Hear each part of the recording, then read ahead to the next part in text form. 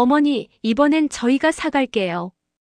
이 한마디가 제 가슴을 얼마나 아프게 했는지 아십니까? 명절 때마다 정성껏 준비한 음식들. 새벽부터 일어나 전을 부치고 1시간씩 걸려 육수를 우려내고 손이 저릴 때까지 나물을 무치던 그 시간들이 단 한마디로 거절당하는 기분이었습니다. 하지만 제가 몰랐습니다. 진짜 사랑은 음식이 아니라 마음으로 전해진다는 것을. 그리고 그 마음은 가장 힘든 순간에 빛을 발한다는 것을 말이죠. 오늘은 한 시어머니가 며느리와의 관계에서 겪은 오해와 화해, 그리고 진정한 가족애를 찾아가는 이야기를 들려드리겠습니다. 여러분, 이 이야기가 공감되신다면 구독과 좋아요 버튼을 눌러주세요. 여러분의 작은 관심이 더 좋은 이야기를 만드는 큰 힘이 됩니다. 명절이 다가오면 세상 사람들은 들뜹니다. 가족과 함께하는 시간, 맛있는 음식, 따뜻한 정. 하지만 저에게 명절은 늘 무거운 짐이었습니다. 아니, 정확히 말하면 외로운 전쟁이었죠. 명절 일주일 전부터 저는 장을 봅니다. 전 부칠 재료 나물 종류별로 탕 끓일 고기까지. 장바구니 두어 개가 금방 가득 찹니다. 집에 돌아와서는 냉장고를 정리하고 재료를 다듬고 미리 준비할 수 있는 것들은 손질해 냉동실에 보관합니다. 명절 전날 밤이 되면 저는 거의 잠을 자지 못합니다. 새벽 3시, 4시쯤 일어나 부엌으로 향합니다. 가장 먼저 하는 일은 육수를 우리는 것입니다. 사고를 넣고 천천히 끓이면서 하나하나 음식을 만들어 갑니다. 동그랑땡을 빚을 때면 손끝에 힘이 들어갑니다. 이 음식을 먹고 우리 가족이 건강했으면, 손자가 맛있다고 한 입 더 먹어줬으면, 그런 마음을 담아 하나하나 정성스럽게 만듭니다. 김치전을 부칠 때는 더욱 조심스럽습니다. 너무 두껍지도 얇지도 않게 노릇노릇하게 색이 나도록 불 조절에 신경 씁니다. 뒤집을 때마다 기름이 튀어 손등에 화상 자국이 생기지만 신경 쓸 겨를이 없습니다. 나물을 무칠 때는 간이 가장 중요합니다. 도라지나물, 고사리나물, 시금치나물. 각각의 나물마다 간이 다르고 양념하는 방법도 다릅니다. 오랜 경험으로 터득한 비율대로 하나하나 정성껏 무칩니다. 아침 햇살이 부엌에 들어올 무렵이면 상차림이 거의 완성됩니다. 가지런히 놓인 음식들을 보면서 저는 잠깐의 뿌듯함을 느낍니다. 우리 가족이 이걸 보고 기뻐할 거야. 그런 상상을 하면서 말이죠. 하지만 그 뿌듯함은 오래가지 못했습니다. 명절 당일 아들과 며느리가 손자를 데리고 집에 옵니다. 손자는 제 품에 안기며 까르르 웃습니다. 그 웃음소리만으로도 모든 피로가 풀리는 것 같습니다. 하지만 며느리는 다릅니다. 어머니, 안녕하세요. 공손하지만 거리가 느껴지는 인사입니다.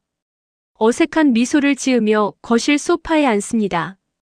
저는 부엌으로 들어가 음식을 데우고 마지막 상차림을 합니다. 어머니, 이거 다 언제 준비하셨어요? 너무 힘드셨겠어요.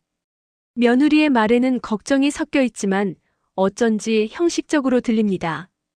괜찮아, 이 정도야 뭐. 저는 웃으며 대답하지만 속으로는 내가 정성껏 만든 건데 조금만 더 기뻐해줬으면 하는 마음이 듭니다. 식사 시간, 손자는 제가 만든 동그랑땡을 맛있게 먹습니다. 할머니, 이거 진짜 맛있어요.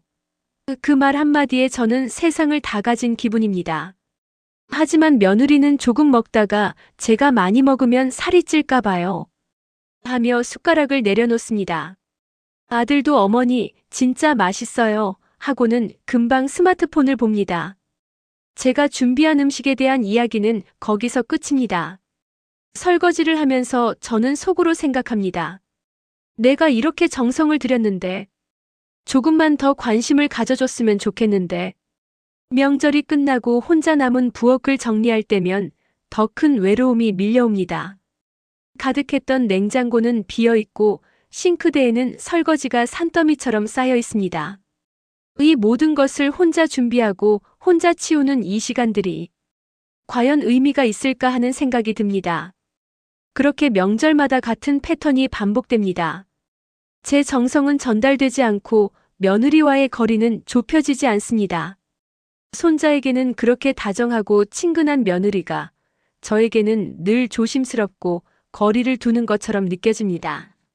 어머니, 다음 명절에는 저희가 그냥 외식하면 어떨까요? 어느 날 며느리가 조심스럽게 꺼낸 이 말이 제 가슴에 비수처럼 꽂혔습니다. 외식? 명절에? 그건 제게는 상상도 할 수 없는 일이었습니다. 아니, 명절인데 외식을 하면 어떡해? 그래도 집에서 먹어야지. 저는 당황해서 말했습니다. 며느리는 한숨을 쉬며 말했습니다. 어머니가 너무 힘드실 것 같아서요. 차라리 편하게 외식하고 어머니도 좀 쉬세요.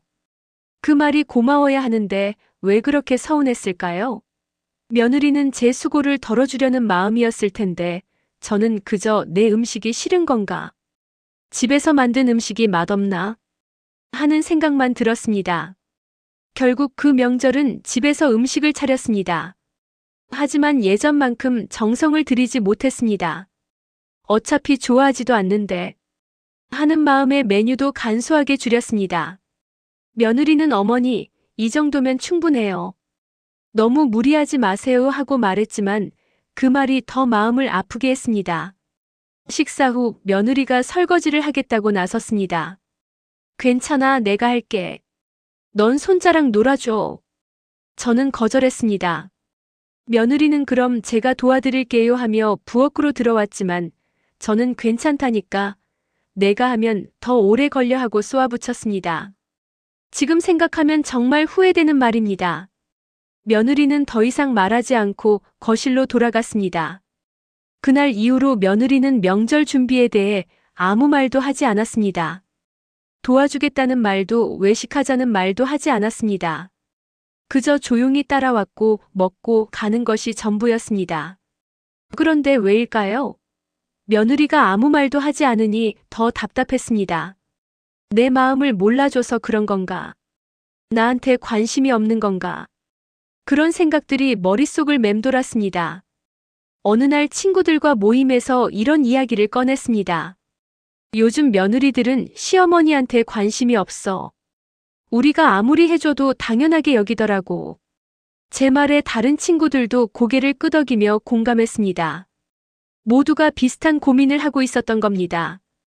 그런데 한 친구가 다르게 말했습니다. 근데 생각해보면 며느리들도 힘들긴 할 거야. 직장 다니면서 아이 키우고 명절 때는 우리 눈치 보고.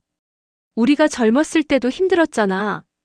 그 말에 저는 잠시 멈칫했습니다. 며느리도 힘들까요?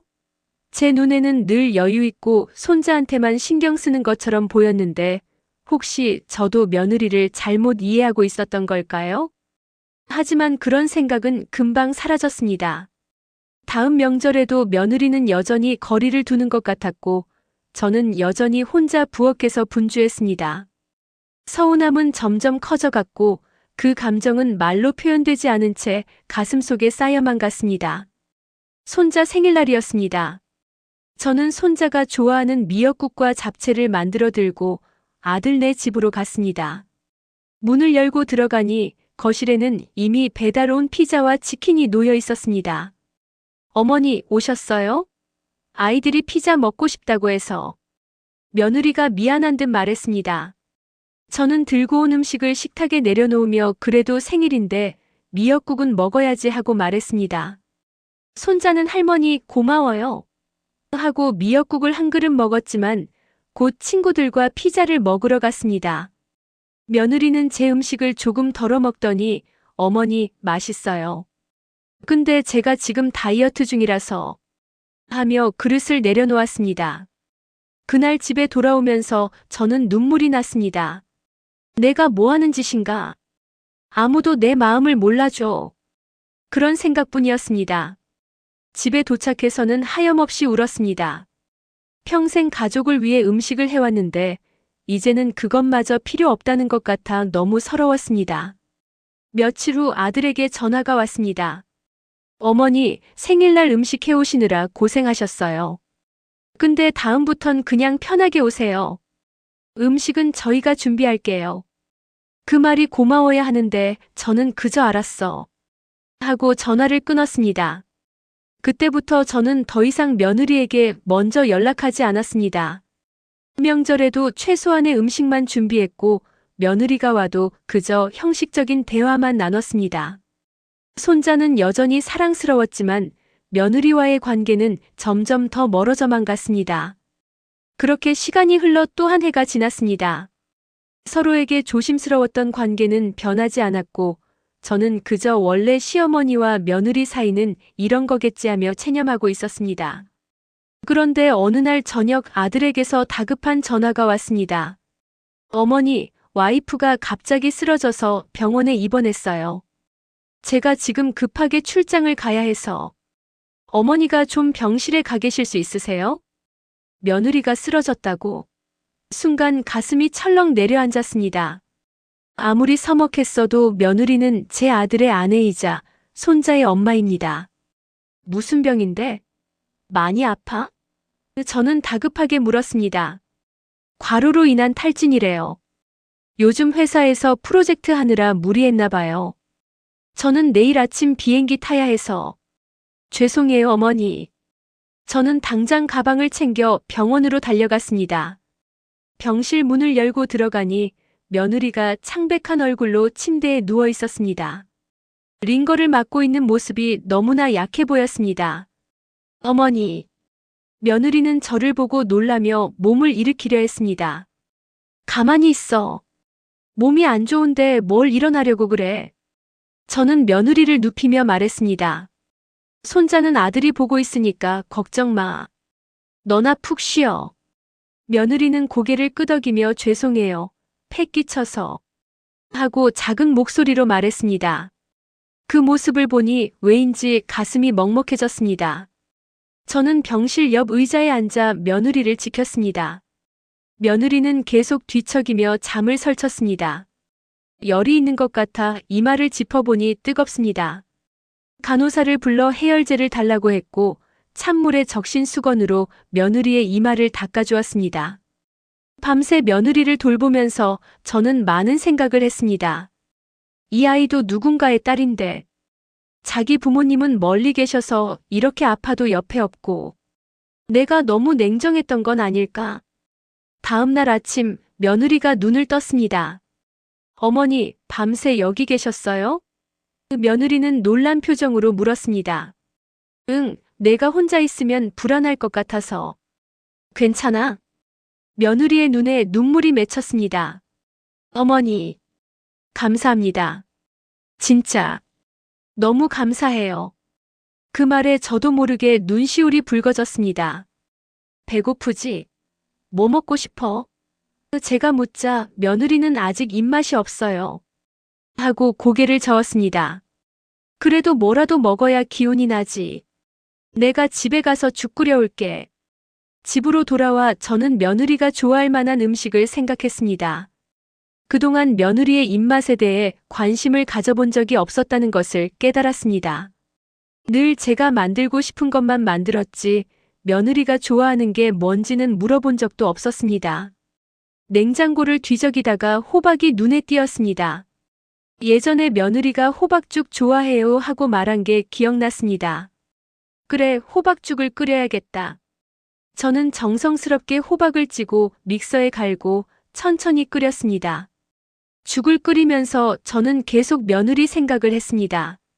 며느리도 회사 일하고 집안일하고 아이 키우느라 얼마나 힘들었을까. 명절 때마다 제가 준비한 음식을 사갈게요 했던 건 혹시 제가 너무 힘들까봐 걱정해서였던 건 아닐까? 병원에 돌아가 따뜻한 호박죽을 며느리에게 내밀었습니다. 호박죽 좋아한다고 했었지? 한 숟갈만 떠봐. 며느리는 눈을 크게 뜨며 어머니, 제가 좋아한다고 한 거 기억하셨어요? 응, 기억하지. 차 식기 전에 먹어. 며느리는 조심스럽게 숟가락을 들어 죽을 떠먹었습니다. 그리고는 눈물을 뚝뚝 흘리기 시작했습니다. 왜 맛이 없어? 제가 놀라 물었습니다. 아니에요. 너무 맛있어요. 그리고 어머니가 저를 생각해서 이렇게 해주신 게 너무 감동이에요. 며느리는 죽을 다 먹고 나서 제 손을 잡았습니다. 어머니, 그동안 정말 죄송했어요. 저, 사실 어머니한테 어떻게 다가가야 할지 몰랐어요. 어머니가 워낙 완벽하게 다 하시니까 제가 뭘 해도 방해만 될 것 같고.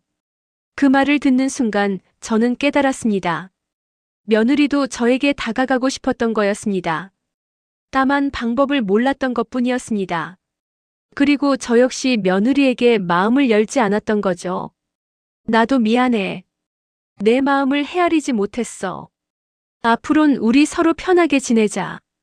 저는 며느리의 손을 꼭 잡았습니다. 그 순간 그동안 쌓였던 오해와 서운함이 눈 녹듯 사라지는 것을 느꼈습니다. 며느리가 태어난 후 우리의 관계는 조금씩 변하기 시작했습니다. 작은 변화들이었지만 그 변화들은 우리 사이의 벽을 허물기에 충분했습니다. 며느리는 회복하면서 제게 자주 전화를 했습니다. 어머니, 오늘 뭐 하세요? 심심하시면 제가 놀러 가도 될까요? 처음에는 어색했습니다.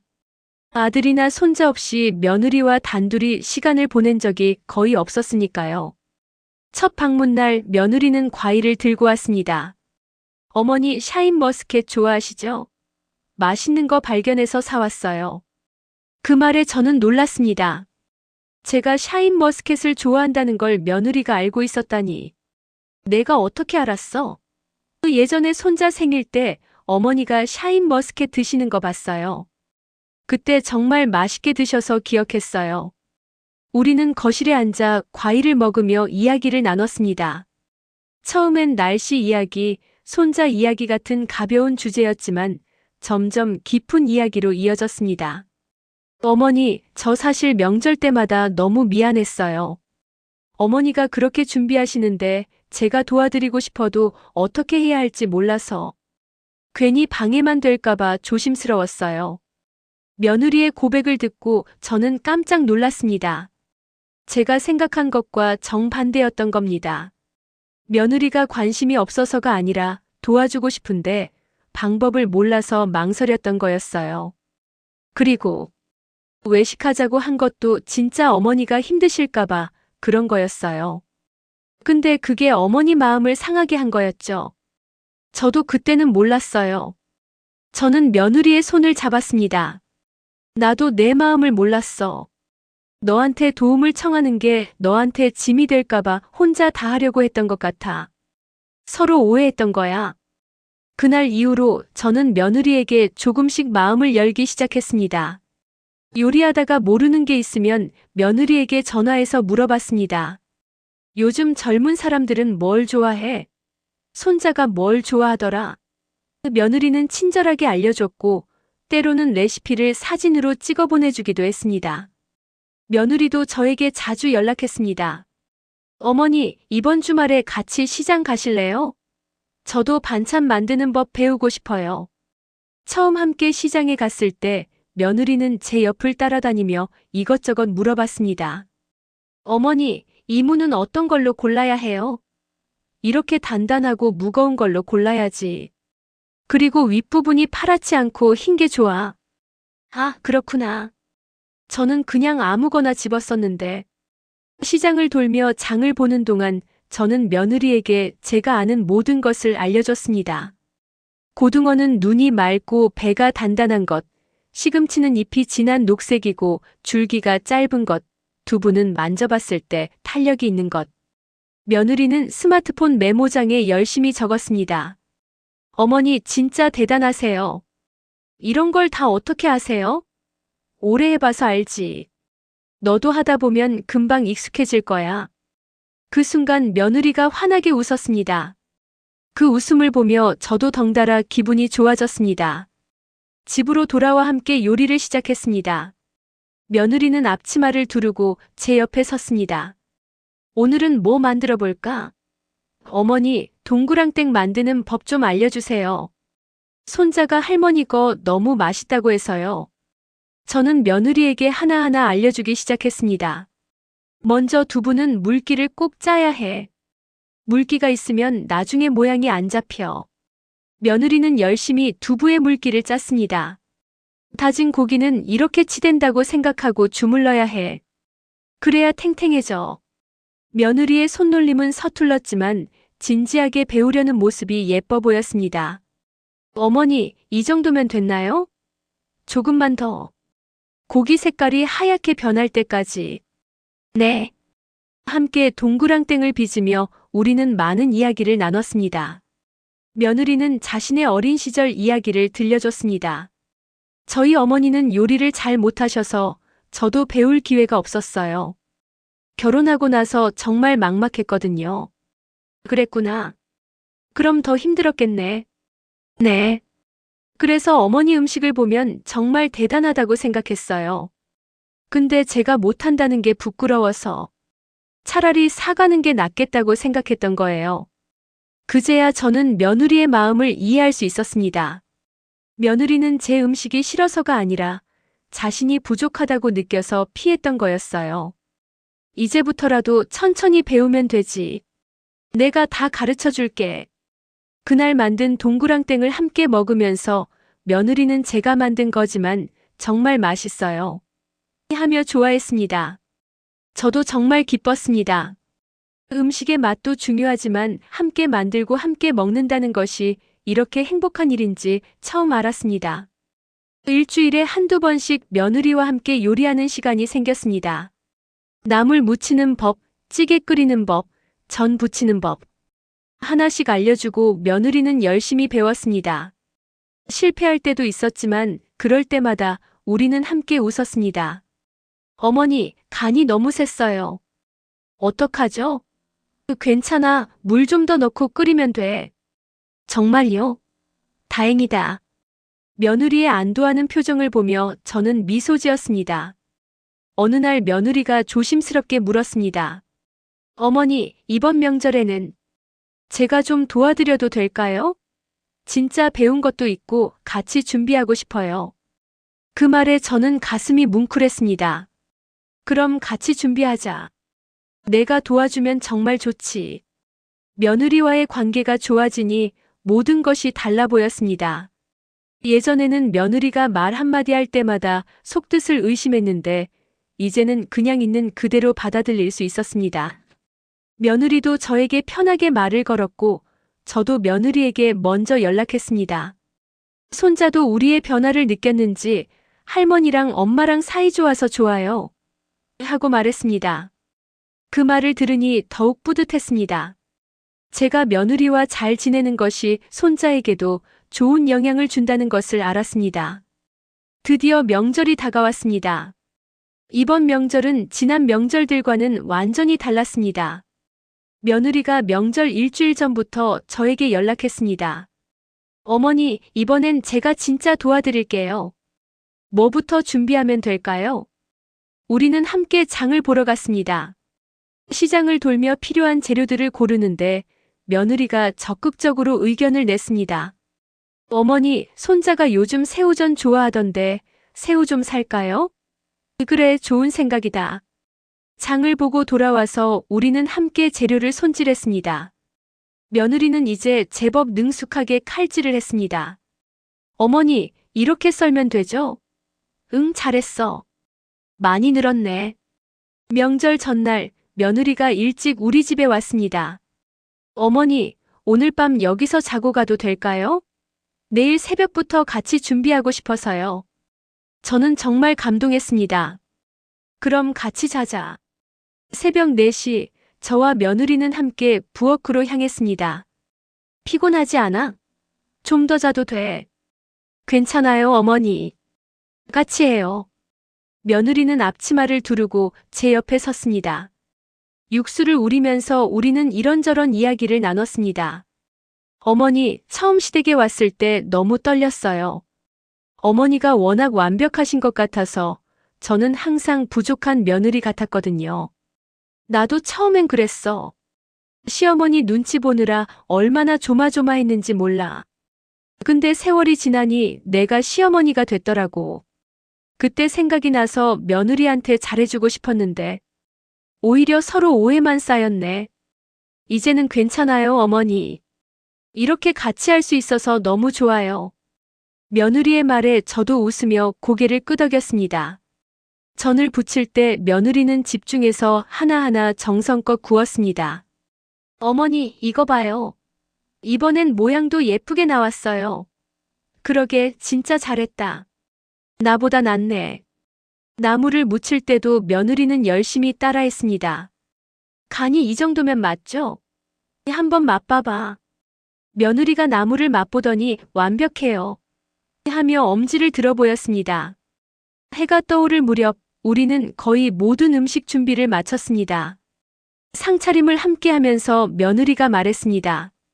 어머니, 이렇게 해보니까 정말 힘든 일이었네요. 어머니가 매번 혼자 이걸 다 하셨다니. 정말 대단하세요.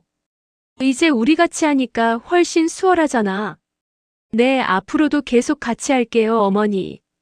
오후에 아들과 손자가 도착했습니다. 손자는 집에 들어서자마자 와. 맛있는 냄새 난다. 하며 부엌으로 달려왔습니다. 할머니, 엄마. 둘이 같이 만들었어요? 응, 엄마랑 할머니랑 같이 만들었어. 며느리가 손자를 안아올리며 말했습니다. 손자는 우와, 대박. 그럼 더 맛있겠다. 하며 좋아했습니다. 식사 시간 온 가족이 둘러앉아 음식을 먹었습니다. 이번에는 분위기가 완전히 달랐습니다. 며느리는 이건 제가 만든 거예요라며 자랑스럽게 말했고 저는 며느리가 정말 잘 만들었어 하며 칭찬했습니다. 아들이 놀란 표정으로 말했습니다. 엄마랑 와이프가 이렇게 친해지다니. 정말 좋네요. 손자도 맞아요. 할머니랑 엄마랑 사이 좋으니까 저도 행복해요. 하며 환하게 웃었습니다. 설거지할 때도 며느리와 함께 했습니다. 어머니는 닦으시고 제가 설거지할게요. 그래, 그럼 나는 닦을게.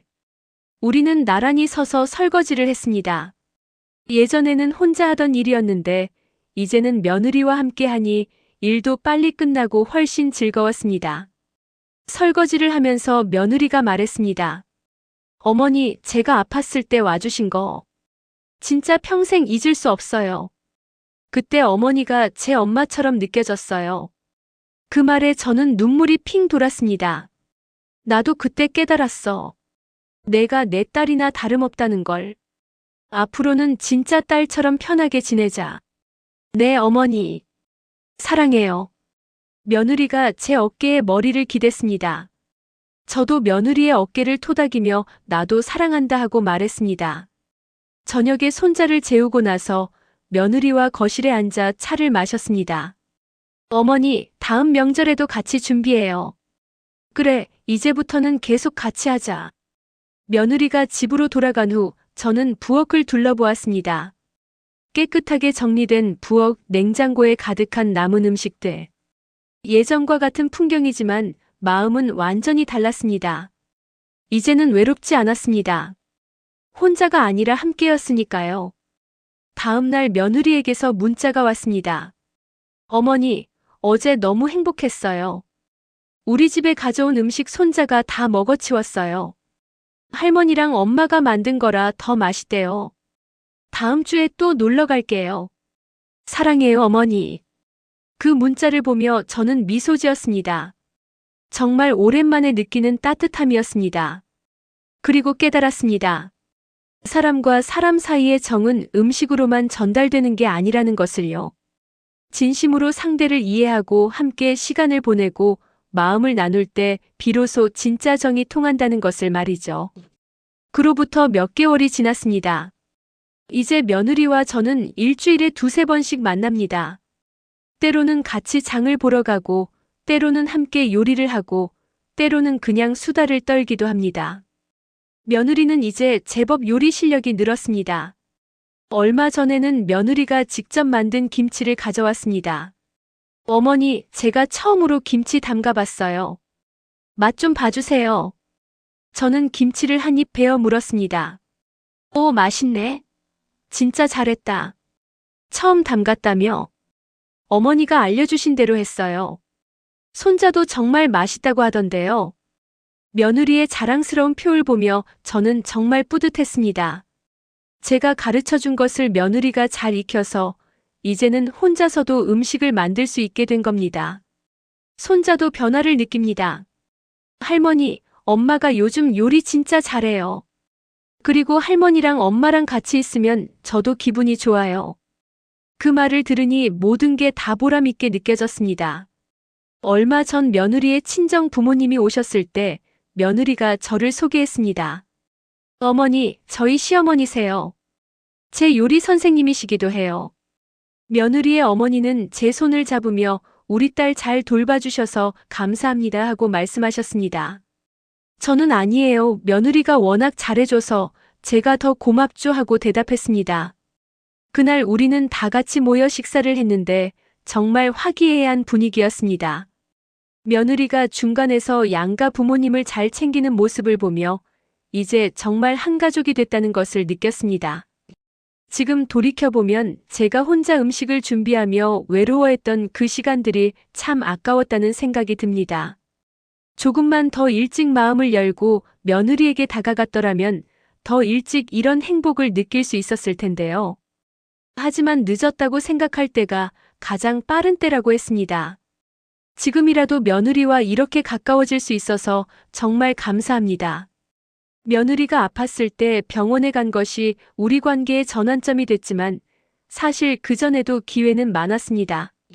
다만 제가 그리고 며느리가 서로에게 다가가는 용기를 내지 못했던 것뿐이죠. 요즘 주변 친구들이 며느리 불평을 할 때면 저는 이렇게 말합니다. 한번 진심으로 다가가봐. 며느리도 사람이야. 우리가 마음을 열면 며느리도 마음을 열어. 제 말에 친구들은 그게 쉽니까? 하고 반문하지만 저는 확신합니다. 해봐, 진짜 달라져. 다음 주에는 며느리와 함께 요리 클래스에 등록했습니다. 며느리가 어머니, 요즘 퓨전 요리도 배워보면 재밌을 것 같아요. 같이 배워요. 하고 제안했거든요. 나이 들어서 새로운 걸 배운다는 게 쉽지 않지만 며느리와 함께라면 즐거울 것 같습니다. 명절도 제사도 가족 모임도 이제는 더 이상 부담이 아닙니다. 며느리와 함께 준비하고 함께 웃고 함께 정리하니까 모든 게 즐겁습니다. 음식을 만드는 것도 좋지만 그보다 더 좋은 건 며느리와 함께 보내는 그 시간 자체입니다. 사람들은 종종 말합니다. 시어머니와 며느리는 원래 안 맞아. 하지만 저는 이제 알았습니다. 안 맞는 게 아니라 서로를 이해하려는 노력이 부족했던 것뿐이라는 것을요. 정은 주면 돌아옵니다. 하지만 그 정은 강요해서 얻어지는 게 아니라 진심으로 주고받을 때 비로소 빛을 발합니다. 음식으로 정을 표현할 수도 있지만 때로는 말 한마디, 손 한번 잡아주는 것, 함께 시간을 보내는 것만으로도 충분합니다. 이제 명절이 다가오면 저는 더 이상 혼자 부엌에 서 있지 않습니다. 며느리와 나란히 서서 서로를 향해 웃으며 함께 음식을 만듭니다. 그리고 그 음식을 가족들과 나눠 먹으며 행복을 느낍니다. 혹시 이 이야기를 듣고 계신 여러분 중에 며느리와 혹은 시어머니와의 관계 때문에 고민하고 계신 분이 계신다면 제가 드리고 싶은 말씀이 있습니다. 먼저 마음을 여세요. 상대방도 여러분만큼 힘들어하고 있을 수 있습니다. 그리고 작은 것부터 시작하세요. 전화 한 통, 문자 한 줄, 함께하는 차 한 잔. 그런 작은 것들이 쌓여서 큰 변화를 만듭니다. 오해는 대화로 풀립니다. 서운했던 마음, 속상했던 일들을 솔직하게 이야기하세요. 상대방도 여러분의 진심을 느낄 겁니다.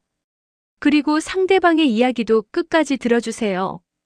여러분이 몰랐던 사연들이 있을 수 있습니다. 무엇보다 중요한 건 시간입니다. 하루아침에 관계가 좋아지지는 않습니다. 하지만 꾸준히 노력하면 언젠가는 반드시 좋아집니다. 저와 며느리가 그랬던 것처럼요. 마지막으로 사랑한다고 표현하세요. 고맙다, 수고했다, 사랑한다 같은 말들을 아끼지 마세요. 그 말 한마디가 얼마나 큰 힘이 되는지 저는 이제 잘 압니다. 여러분도 저처럼 행복한 관계를 만들어 가시길 진심으로 바랍니다. 가족은 피로 연결된 사람들이 아니라 마음으로 연결된 사람들입니다. 그 마음을 나누는데 너무 늦은 때란 없습니다. 이 이야기가 여러분에게 조금이라도 도움이 되었다면 구독과 좋아요, 그리고 댓글로 여러분의 이야기도 들려주세요. 여러분의 이야기가 또 다른 누군가에게 힘이 될 수 있습니다. 감사합니다.